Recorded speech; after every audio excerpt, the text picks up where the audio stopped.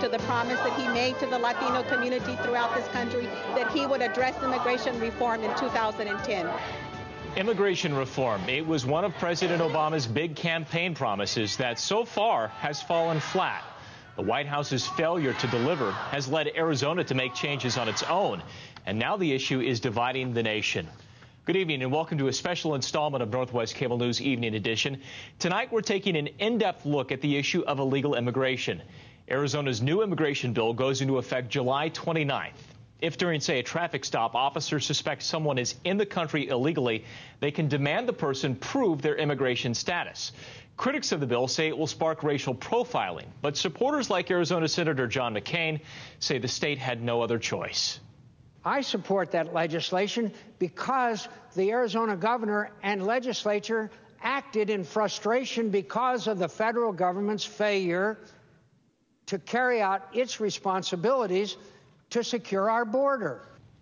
Right now, a board of officers and civilians in Arizona are working with police in an effort to avoid any type of racial profiling. Reporter Frank Camacho from our partner station KTVK in Arizona explains. Even as Governor Brewer signed the new law into existence, critics were firming up plans to challenge the new measure in court. They claim its vague wording encourages racial profiling. They also claim it fails to define reasonable suspicion, which is one benchmark officers may use to determine if someone is in the country illegally. State Representative John Kavanaugh helped write the law.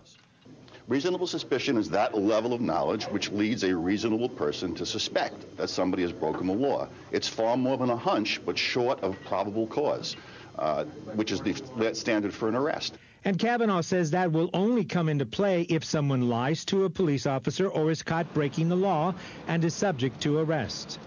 These are very high hurdles. There will not be that many people picked up under this law, because to keep this law constitutional, we put multiple difficult knowledge hurdles in front of the police before they can go from step to step. Many members of the local Latino community have expressed concern that how a person looks, the color of their skin, or their dress may trigger a confrontation with police. What is reasonably suspicious? Is it the color of my skin? We need to get rid of it. It's racial profiling, and it's legal here in Arizona once that law goes in. Race will not be an issue. That's what we're going to teach. That's what the officers are going to be instructed. The debate over that bill is getting downright ugly. My colleague Shaniqua Manning talked with Frank Camacho about what happens now. Frank, thanks so much for joining us. The rhetoric on this issue is really ramping up, and we're now hearing that the mayor of Phoenix, who's against this illegal immigration bill, is getting death threats. Yeah, he is, and in fact they've had to strengthen his security, which is a rather unusual move, which also gives you an indication that they are taking these threats very seriously. And as you mentioned, the rhetoric is ramping up, and we really see no end in sight. In fact, this coming weekend we are going to have dueling demonstrations. We're going to have those who are opposed to Senate Bill 1070 who are going to meet at a downtown Phoenix park and march about 4 or 5 miles here to the state capitol for a demonstration. Organizers are hoping that they'll have somewhere close to 20,000 people here at the state capitol to demonstrate against Senate Bill 1070. That same evening, there is another demonstration across town in the suburb of Tempe at a baseball stadium where the proponents of Senate Bill 1070 are going to hold a rally of their own. One of the key speakers at that rally will be Maricopa County Sheriff Joe Arpaio, who has been very outspoken in his defense of Senate Bill 1070 and of his enthusiasm for enforcement of Senate Bill 1070. He likes to bill himself as America's toughest mayor or toughest sheriff, I should say. And one way that he is showing that it manifests itself is through his crackdowns on illegal immigration, workplace raids. In fact, he raided Mesa City Hall at one point to arrest some of the cleanup crews there. So this issue has not, the rhetoric surrounding this issue has not really died down. It is only keeping up. All right, Frank Camacho from our sister station in Phoenix. Thank you. Amid the rhetoric, mixed reaction into President Obama's decision to send 1,200 National Guard troops to patrol the U.S.-Mexican border for illegal immigrants. The deployment of military forces won't be immediate. President Obama is requesting $500 million in funding for border security. While Border Patrol waits for reinforcements, Angela Kucherga spent time along the El Paso-Juarez border and shows us how border security there has changed the last few years. So you see that fence back there in the desert? It's one of the big changes here along the border designed to improve security. And while it may not stop all the illegal crossings, it's slowing some of them down.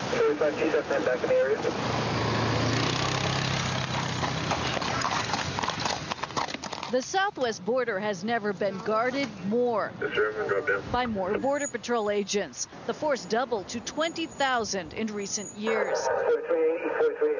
There's more equipment and new technology. We're not saying that we've shut down the border completely. The massive buildup has helped slow things down. We understand that there's still traffic coming through. We're still working on that. But we're able to identify and classify the types of traffic coming through, see where these trends are, and now more so than ever before, we're able to respond to that traffic and try to interdict it. These days, Border Patrol agents are catching far fewer people trying to cross illegally, even in Arizona. In 2000, that number peaked at 1.6 million. In the last decade, it's declined by 1 million people. The sharpest drop came during the recession. Some immigrants and a few legal residents have left the U.S. because they lost construction jobs. So you have a downturn in the economy combined with beefed up border security. And there is one other factor that could have an impact on whether immigrants decide to cross or not illegally right now. In Mexico, there's several areas where there's escalating violence along key smuggling routes, now controlled by drug traffickers. Reporting from the border, Angela Kucherga, back to you. We want your opinion on this issue. How do you think the U.S. government should handle immigration reform? Let us know by going to nwcn.com and clicking on the Interact tab. You can also give us your take on our NWCN Facebook page. You can also send us a tweet, twitter.com/NWCN. Another western Washington city decides to weigh in against Arizona. Details next on this special edition of Northwest Cable News.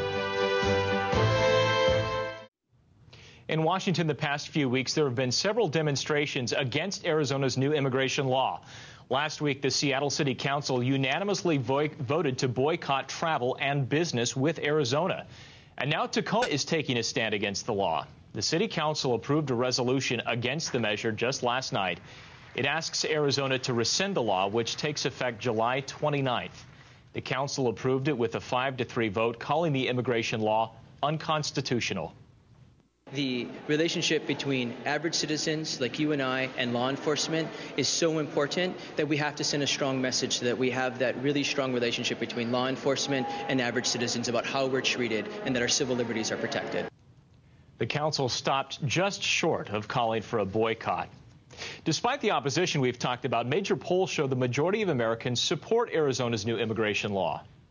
It's just enforcing the laws. It's trying to make the people coming across the border understand that you have to be legal to be in our country. What is so wrong about that? According to a recent Gallup poll, more than 3/4 of Americans have heard about this new law. Of those people, 51% say they favor it, 39% say they oppose it. Another poll conducted by NBC News and Telemundo breaks down the difference in opinion between white America and Latino America. 70% of whites approve of the Arizona law versus just 31% of Latinos. Joining us now is Pramila Jayapal, founder and executive director of OneAmerica, an organization devoted to immigration rights.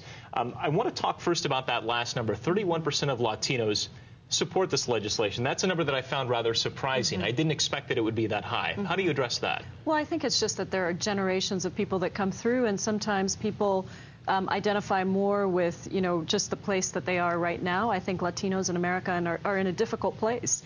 And there are some people who are third, fourth, fifth generation who say, well, we now need to have some controls over who comes in. That's true across the board. It's not a surprising number to me. I think the relevant number is that a majority of Americans across party lines and across ethnicity support immigration reform, which is the real reason why the Arizona law has people confused, because they want the government to do something, and so they see this as being something, but it's really the federal government's responsibility, not the state government's responsibility. This is a copy of the Senate Bill 1070, also the companion bill 2162 that was meant to alleviate some of the concerns of racial profiling. And I read through this in its entirety today. It's 22 pages, the majority of which actually deal with some of the other issues that come along with illegal immigration. People hiring illegal immigrants to do work, the punishment for them, punishment for so-called coyotes who bring in illegal immigrants to this country, sometimes holding them for ransom. When I was a reporter in Phoenix, I covered gunfights involving some of these folks. Dangerous stuff. I wouldn't imagine that you would oppose that part of this bill, would you? Well, I think the real issue is that immigration is a federal issue. It's always been a federal issue. And if you think about any federal issue and states starting to sort of do whatever they need to do to take care of a federal issue, it creates chaos in the country. And we have a different kind of chaos, which is that we don't have immigration reform. And I think all of us are united around the fact that the federal government, past presidents, the current president, past Congresses, the current Congress, need to pass comprehensive immigration reform. The way to do it is not through a bill, so I don't a state bill. So I don't think that we oppose the law for many reasons, because it promotes racial profiling, but also because it's a federal issue. It needs to go back to the federal government. We have about 30 seconds left. Understanding that the federal government hasn't done anything yet, what are border states like Arizona supposed to do then when they see problems mounting that they believe are connected with illegal immigration? Well, I think we have to push the federal government. John McCain is one of the senators who could make that happen. We need a handful of Republican senators, and I think if the Arizona senators and the other border state senators pushed Congress to actually make comprehensive immigration reform happen, that's the answer. Given the current political climate, with the president having just tackled health care reform, do you think that that's realistic to expect that? I do. I feel like we've actually had the most numbers of people in mass demonstrations in any social movement in history, and that what we really need is for politicians, Democrats and Republicans, to step up and do their job. It's what Governor Brewer said. It's one of the few things she said that I agree with. Pramila Jayapal with OneAmerica, we appreciate you being here tonight with us. Thank you very much for having me. Next on this special immigration edition of Northwest Cable News. Far away from the Arizona immigration debate, Yakima, Washington is considering its own controversial immigration-related ordinance. I'm Ed Muir. I'll have that story coming up. So word's getting out that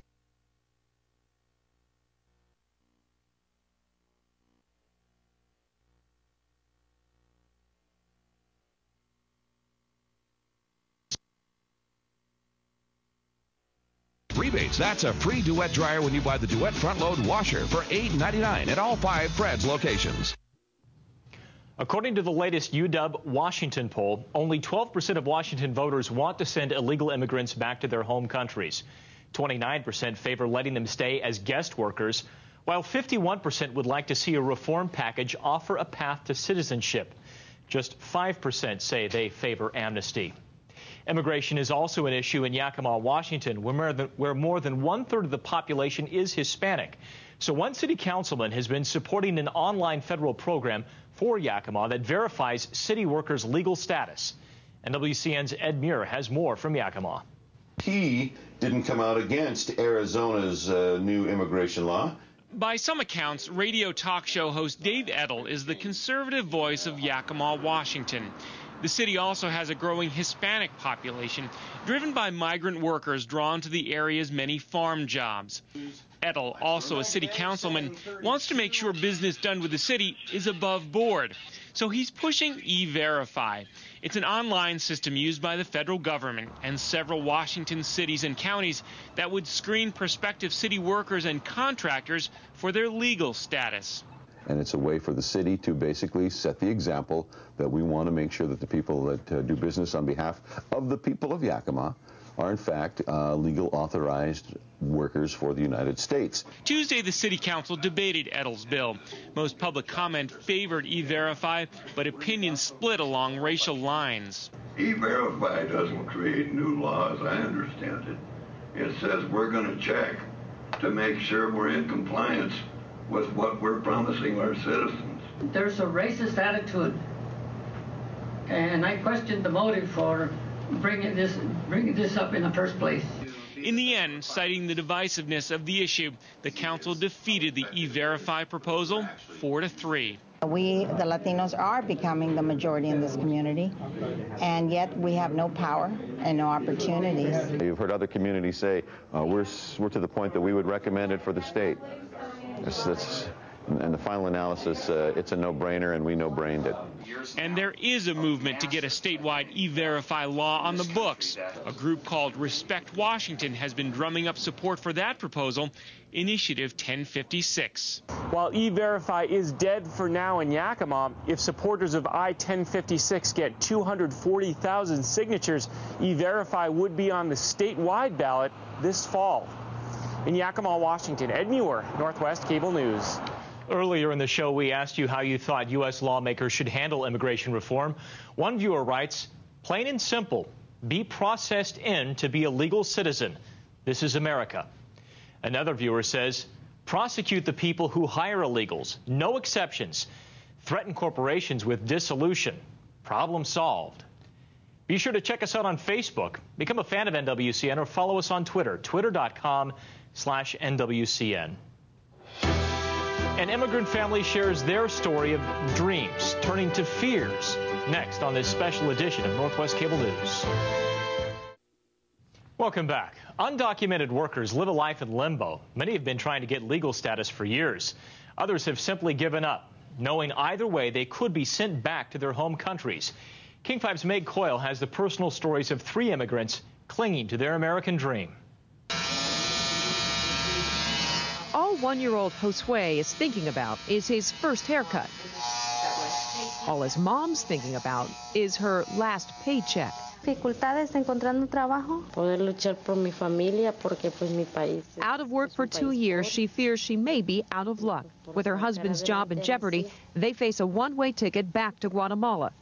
Then there's Alberto. My father said me one day, no English, no work. No work, no money. No money, no honey. This is the problem. His legal status in limbo, he fears he could be deported.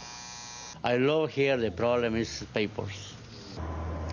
Washington is home to roughly 200,000 undocumented workers. Roughly half of them came to this country legally, but they overstayed their visas. However, they have not overstayed their welcome. Recent studies found that what they contribute in labor far outweighs what they may consume in resources. The people here at this beauty shop embrace the idea of reform, but at the same time fear what it might look like. You see Dora on the TV? My daughter was really worried. Take, for example, this image of Dora the Explorer circulating on the web right now. A police mugshot of the doe-eyed bilingual character with a black eye and a bloody lip. Satire for some. Yeah, mommy, yeah. Terrifying to 5-year-old Gloria. She said, what happened to Dora? Why she's like that? And is that going to happen to me? And I say, no, mommy, you're okay. Gloria's mom says, fact or fiction, the fear is the same. Gloria and her mother are U.S. citizens, but another family member is not. If I go to the lawyer and ask for the paper, he say maybe they can return back to Mexico. And the other way is maybe if the police stop him, it's the same problem. Everyone has a story, which is why it's so difficult to find a fits-all solution. In the meantime, immigrant families hope their American dream won't be cut short. Meg Coyle, King 5 News. One thing that both sides in the immigration debate are likely to agree on, achieving legal status in the U.S. is not easy or cheap. Even if you are a U.S. citizen, getting your family here can take years. Once again, here's Shaniqua Manning. Thanks so much, Rob. Well, joining us now to try to sort out just a few of the incredibly complex issues that are facing those that are coming to the United States is Seattle immigration attorney Carol Brown. Carol, thanks so much for joining us. Thank you for having me. Explain to us just the incredibly complex process and just why so many people find it more attractive to come to the U.S. illegally than legally. Well, right now we have very few means for people to come into the United States and get legal status in the U.S. There are family relationships, and those have to be very close family relationships, and they they can petition for their family members to come to the U.S. as permanent residents, or there are employment-based visas. And those also, there's long backlogs. There are many, many years that people have to go through a process in order to come here legally. And of course, people are coming for different reasons, but let's take a look at what some of those wait times are for visas. Now, here's one example. You're a U.S. citizen. You want to get your adult children over here from India. It's going to take you more than 5 years. From Mexico, it's more than 17 years. And from the Philippines, it would take you about 15 years for a U.S. citizen to get their kids over here. And similarly, let's look at U.S. citizens who want to bring their brothers and sisters over here from India. They're waiting 10 years for visas, more than 14 years from Mexico, and wow, 22 years to bring your brother or sister over here from the Philippines. So families are divided for decades. And oftentimes it's even difficult for people, once their family member petitions for them, to come even as a visitor, because they have to prove they don't intend to stay in the United States. But the fact that their brother or sister petitioned for them makes that difficult to prove that they intend to go back. Now, I mean, the system is cumbersome. There's just no two ways around that. Correct. What changes do you think need to be made, both, you know, to balance the demand of people who want to come here and the people who are here who don't want to see a huge influx of immigrants? Well, I think everyone can agree that our current immigration system is fundamentally broken. It doesn't work for families, it doesn't work for our economy, and it doesn't work for the businesses in our economy. Comprehensive immigration reform is found would contribute $1.5 trillion to the U.S. economy over the next 10 years. And that's something that we desperately need. And we need to have a system that works for families and keeps families together, that works for businesses to bring in the needed skills and educated workforce, as well as the lower skilled workers that are needed to do the jobs that Americans aren't doing. And do you see this coming down the pike anytime soon? I'm hopeful. I've been hopeful. I think that the immigration debate has definitely reached the forefront of our national debate, and I welcome that opportunity to have the federal government really take action, step in, and actually solve this problem. All right, we shall see. It's a long time coming, that's for sure. Seattle attorney Carol Brown, thanks so much for coming in. We appreciate your insight. And we want to thank you for joining us for this special A Nation Divided. Be sure to stay with NWCN for the latest developments on this heated debate over immigration reform. And for the latest anytime, just visit our website, nwcn.com.